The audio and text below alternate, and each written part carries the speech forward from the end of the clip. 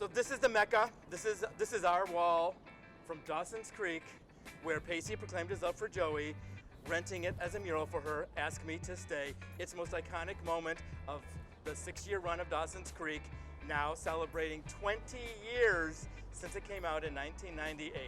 Remarkable longevity for a teenage drama.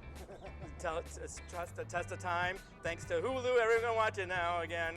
Netflix dumped it, we picked it up and everything like that.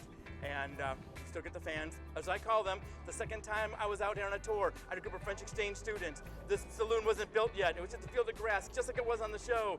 They were on the ground bawling their eyes out. Pacey, je t'aime, stay, Pacey, stay. I thought, oh my God, I coined the phrase, freaks for the creek.